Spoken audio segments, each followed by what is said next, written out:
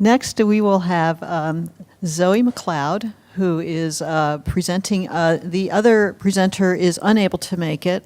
And Zoe is head of Smart and Sustainable Energy Markets for Consumer Focus in England. So let's give her our full attention. Good afternoon, everyone. As mentioned, my name's Zoe McLeod. I lead on the smart metering work at Consumer Focus.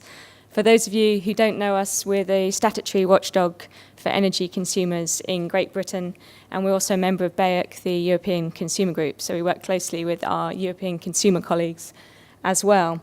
Today, I'm just going to give you a bit of an insight into a piece of work that we've been doing jointly with Essentia on smart prepayment. We decided to look into this because we had some concerns in the way in which things were progressing in Great Britain, that some of the opportunities to deliver benefits to prepayment meter customers were in danger of being missed. Essentia were particularly interested in the fact that there weren't that many technological models available for smart prepayments, and therefore, as a result, there were fewer reference models. So the report looks at the customer experience today in prepay markets, what the potential markets might be, and also what some of the technological solutions are. Unfortunately, I won't be able to talk to the technology side of it, but I've included Rick's details at the end, and he's happy for people to contact him with any questions. The research was based on the views of a number of stakeholders, 20 to 30 key people that we interviewed. It includes new and existing both quantitative and qualitative research. The full report will be launched in November, but actually there's a summary that will be available on Essentia's stand later today. So just to give you an overview of the prepayment market in Great Britain at the moment, it's a sizable minority. About 13% of customers use prepayment meters. It's about 6.8 million accounts. And we estimate that around 9.6 million people live in homes that pay for at least one fuel by prepayment meter. The numbers using prepayment have been steadily growing. We have about 6.8 million customers in 2011. And on average, every day, 1,724 prepayment meters are installed every working day. So this is a market and a payment method that's growing. The customers that are on prepayment tend to be disproportionately on low incomes, but they're not all on low incomes, and they're not all vulnerable. The main reason for prepayment being installed is because of debt recovery, but also a lot of customers inherit a prepayment meter when they move into a home, and around 1 in 5 have one installed by their landlord because they don't want to inherit a bill if the tenant should leave. There are around 11 prepayment deals available in Great Britain. These include standard offers that are provided alongside charities, with supermarket reward points, with carbon monoxide detectors amongst them. So what about consumer attitudes? Well, prepayment in Great Britain's actually received quite a lot of negative press, but in practice, when you ask customers how satisfied they are with this payment method, they like it. They like the fact that they have control, that they can budget more easily, and that they don't have to worry about getting a high bill at the end of the month that they can't actually afford. And we've done a number of surveys, one in 2010, which showed around half of customers were satisfied, and more recently, a much greater number, 2012, 81% of customers satisfied. But they also highlight that there are a number of flaws with this payment method, and we think that the introduction of smart metering can help address many of these problems and improve the experience of prepaid customers. Now, the most common causes for complaints are the relatively high cost of tariffs, the fact that a lot of customers don't understand how to use their prepayment meters or don't find them easy to engage with. They don't understand standing charge, they don't understand their debt repayment levels, they can't physically use the meter very easily. And also customers don't like the inconvenience of having to leave the home to go to a shop to top up by cash and then return home, insert a key or a card into their meter in order to re-enable supply. It's a particular problem if for whatever reason people can't leave their home. So what about potential markets? We think from the research that we've done that it's not unrealistic to expect that in Great Britain around at least a third of customers will be on some form of prepayment offer by 2020. And there's potential interest there across a range of different demographics, not just lower income households. Although it's got to be said that the older the customer, the less likely they were to be interested in pay-as-you-go energy. And we think that might be to do with the stigma associated with prepayment energy that the older generation have. When we looked a little bit at the correlation between customers who had pay-as-you-go mobiles and pay-as-you-go and were interested in pay-as-you-go energy, actually there wasn't as much of a correlation as we thought. There's likely, we think, as well, to be a range of new managed credit products, so customers pay by a combination of post-pay and prepay options. This survey was done earlier this year, and we asked customers, how interested would you be in pay-as-you-go energy if the price was competitive with direct debit and you could top up easily, like with your mobile phone? And we found that around 15% of customers who weren't currently on prepayment were interested in prepaid energy. Around 26% who were unsure. But as you can see, there were also a significant number who were not interested at all. I just included this slide. It's a case study from Northern Ireland who now have a significant prepay market. Around 30% of their electricity customers are using a keypad prepayment meter as of 2009. And 58% of those were on low incomes, but also a sizable number now were on middle or higher incomes, including some what are classified as wealthy achievers. Now, the increase in interest, according to NIE, is because customers have much more flexibility in terms of top-up facilities. They can top up by phone, by internet. They have provision of features like friendly credit, which means they can't disconnect at certain times of the day and at weekends, which means customers aren't so worried about being left off supply. Smart prepay to date, in practice, there have been very few trials of smart prepayment in Great Britain. There is, however, a smaller energy company called Utilita that is rolling out a prepay offer, and they have offered this to around 30,000 customers. Now, the kinds of new features that are proving popular are having the range of top-up options via online, voice-activated phone service. Customers are being offered alerts when they're close to running out of credit, no nighttime or weekend disconnection, and the provision of energy displays and being able to remotely configure meters and change them. And the initial experience is that actually smart prepayment can provide a very positive customer experience. But we do know that there are some real challenges in terms of the technical, regulatory, and in consumer engagement to the full operation of this market. Now, there's a lot of information on the next couple of slides, and I'm sure you'll have these included within the packs that will be made available to you. But just very briefly to highlight some of the main problems we have with the market at the moment and that we believe smart metering can help to address or improve. The first is prepayment is one of the most expensive payment methods still. It costs about £79 more to pay for your energy by prepayment than it does for direct debit. And at the moment, that's largely attributed to the additional cost to serve of a prepayment meter. You have to have a separate meter, a separate infrastructure, back office systems. In a smart world, if you have prepay functionality included in the meter as standard, that cost to serve could be reduced significantly, and the government in the UK has made some estimations around that. We also hope that if you have greater innovation, it will improve competition, and that too can help to drive down prices in this particular sector. But there are risks as well, and we're particularly concerned that rather than the costs of this payment method going down, that we're starting to build in new costs, things like hardwired solutions, prepay-specific displays. And we're also aware that with new top-up options comes new costs as well, and we don't properly understand what the impact of that's going to be. We know, for example, that low-income customers tend to top up small amounts on a regular basis. If suppliers move to a system where they're charging per top-up, or where some forms of top-up are more expensive than the others, you could end up with some groups of customers ending up paying a lot more for their energy. Another problem, or a lot of the calls that we get to our frontline advice service are about customers not really understanding if they're being charged the right tariff rate, not knowing if their debt repayment levels are set at the right levels. And it can be quite expensive. You have to physically go out to the meter to check what the settings are. That's a cost and inconvenience to the supplier and to the customer. But in a smart world, potentially, we could have remote diagnostics. So you no longer need to do that. You could have quicker resolution of problems, which is win-win for everybody.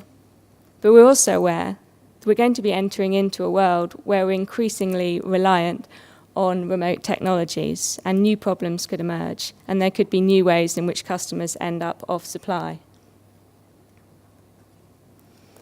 Directing payments. At the moment, if the customer goes into a shop and they put credits on their device and go back to their meter, they can always top up the supply and have energy, even if they've taken the wrong device, even if they've taken the device that actually belonged to their old supplier.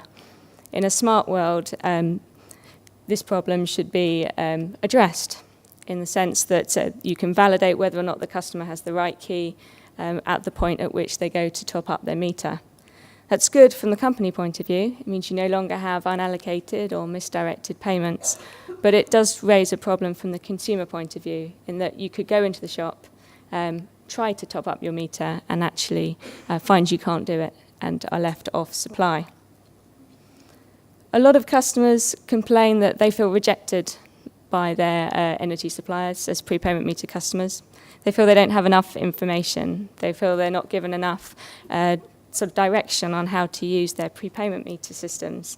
And the research found that a lot of customers didn't understand how to access very key information such as account information. And one of the reasons they put that down to was poor meter design. And so I would urge any meter manufacturers here not to carry on doing what you've been doing, but to think very carefully about the usability of the new technology that you're developing. Now, with one meter, quantum meter, the customer reported they had to press a button 30 times to access information on their account balance because they had a 2-button meter and they had to scroll through the numbers 1, 2, 3, 4, 5, 1, 2, 3, 4, 5 for each figure to enter it. The screen itself wasn't actually long enough to show, all of the information they needed. So some really basic usability issues here that could be addressed in a smart world, could be addressed by the design of new products and services. Self-disconnection. Now, somebody mentioned earlier, is self-disconnection acceptable? Well, of course not. We do worry about it from a consumer point of view. Should we be encouraging prepayment? Should we be allowing prepayment? We have to balance that against the fact that we know that it is a popular option for consumers. Now, our research found that 16% of users self-disconnected at least once a year, and 5% were disconnecting regularly 3 times a month. The main reason actually wasn't lack of funds, although that was a reason for a minority of customers. It was actually forgetting to top up, not knowing they were low on credit. The fact that it had been inconvenient for them to get to the shop.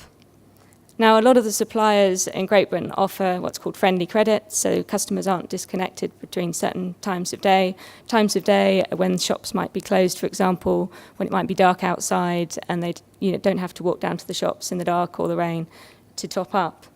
But friendly credit's not offered for gas, it's only offered for electricity. So in a smart world, you could be offering gas and friendly credit. And there are lots of other things suppliers can do to prevent accidental disconnection. You've got the range of top-up options, remote top-up options. You can have low credit warnings on the IHDs. They exist at the moment on meters, but unfortunately often meters are located outside the house so the customer can't hear them or in the basement or whatever. You could have suppliers could monitor customers who are regularly self-disconnecting and therefore target support and advice at those consumers. There's a couple of other issues here which I'll very quickly mention. If you want to switch payment method as a prepayment meter customer, you can face barriers because you have to have your meter taken out and a new meter put in. That not only adds to the cost to serve, but it's inconvenient. It's inconvenient for the customer, and obviously it's it's extra hassle as well for the supplier. Now, as well as the inconvenience, quite often customers are charged to have their prepayment meter taken out. So it can cost them, we found from our information request, £45 to £60 to have a prepayment meter taken out. And obviously that can act as a deterrent for a customer switching payment method. And similarly, if the customer's got a poor credit history, they can be charged £150 to £200 as a security deposit on average. But in a smart world, of course, you can switch. You could switch between payment methods at a flick of a switch. It should be easier, and there'll be less justification for customers to be paid a security deposit. A critical issue for us is switching. How do you switch supplier? In theory, in a smart world, switching should be easier and faster. In practice, in Great Britain, we have real problems with interoperability, and this isn't an issue that has yet been resolved for prepayment meter customers. I shall flick through these. I've included here a few slides about sort of customer experiences, just to give a qualitative idea of the kinds of things that customers have to face. You know, there's a lady here who's woken up in the morning, who's realises she's run out of credit, and as a result can't have a shower before she goes to work. Generally, she was very positive about the payment method, but she said it was times like that she hated it. With remote top-up, she would be able to get back on supply without having to leave her home. Another customer here complaining about lack of information, that they got 4 or 5 different views from their supplier as to why they'd disconnected and how much energy they used, and they feel like they need an economics degree or something to work it all out. So it's about problems with usability. One of the issues that I've not seen addressed anywhere, so if any of you have, please tell me, is the compatibility between prepayment and microgeneration. At the moment, if a customer has solar panels and they have a prepayment meter and they run out of credit, they no longer get the credit from their solar panel. And this is obviously a problem. Consumer engagement for prepayment meter customers and the smart meter rollout may be a particular challenge. Our recent survey found that customers are less likely to have heard of smart meters if they're on a prepayment meter, 35% compared to an average of 52%. So that's quite a significant difference. There were a number of slides in the pack on technological solutions, and the paper highlights in detail a lot more about this, so I won't go into those. In conclusion, we think there's a real opportunity here to improve the prepayment market for countries that already have one, and also to improve customer choice across the board. We recommend that a strategy is developed to deliver the benefits of smart metering to prepayment meter customers, and that there's clear accountability for that. We're going to need new appropriate minimum standards for the technology to make this happen. We're going to need new protections as well. The ability to remotely disconnect a customer or remotely switch them is, of course, open to abuse. And there's going to need to be a range of common standards and agreements as outlined here for the UTRN, for home area networks, for wider area networks, for mobile phone messaging standards, etc., etc. And we've outlined for the regulator and for government in Great Britain 7 guiding principles, that it's important to deliver benefits to all prepayment meter customers when we roll out smart meters, that any loss of service is completely unacceptable and risks disengagement, that we should actively seek to address and solve the problems that customers face in today's world. And if you're thinking about introducing prepay solutions, I would urge you very much to learn from the mistakes that we've made in Great Britain and to do it differently. And the others you can read there. And crucially, we need to ensure that the poorest and most vulnerable customers are not disadvantaged, and that steps are taken to improve their experience and do everything we can to prevent self-disconnection. Thank you very much. Thank you, Zoe. Contact us as well. I'm sure there are some questions in the audience from this extensive amount of information, so who wants to ask their first question? Oh, quiet. There's been, you're the one that asks all the questions, so if you're standing up there, it's hard to ask a question for yourself. No one's got any questions to ask at this point in time? Finally, a brave soul. Thanks for that, Zoe. I just had a question about you said 16% of the prepayment customers had self-disconnected and that most of them didn't report that to be a bad experience. That's what I kind of understood from your presentation. So I was just wondering why one of the guiding principles there is that any loss of service is unacceptable. And I was wondering if you could elaborate on why that's kind of been included in the guiding principles, because I thought it was quite different to what you were saying earlier in terms of people actually being okay with the 16% disconnection rate. We're not okay with the 16% disconnection rate. Customers, despite the fact that they didn't like the fact that they could self-disconnect, still like the payment method because they like the control. I think what's become clear as the prepayment solutions are being implemented is there are areas where service could go down. One is that the customers might find it takes them longer to top up their meter in the shop, depending on the technological solution that's been selected. So you could go into the shop, it might take up to 5 minutes, for example, for your payment to be registered. That would be an inconvenience and that would be a decline in service on what customers are currently seeing now. Similarly, at the moment, when the customer goes home to insert their device, they immediately get energy. Under the current proposals in Great Britain, it might take 30 to 45 minutes in some instances for that credit to be registered on the meter. So that too would be a decline in the current service. So that's why we put that sort of guiding principle up there. I didn't have enough time to go into the kind of list of pitfalls that you can fall into, but the report highlights those and also all the attitudes towards self-disconnection in much greater detail. Now, Zoe won't Thanks. be sticking around for the Q&A because she has to catch a plane. So if you have a question, don't save it for then. This is the time to ask right now. Do we have any questions before we excuse her from the stage? If I could just say, if you do have any questions on the solutions side of it or any of your colleagues, Rick's contact details are there as well. So, Thanks again, Zoe. all right, thank you very much.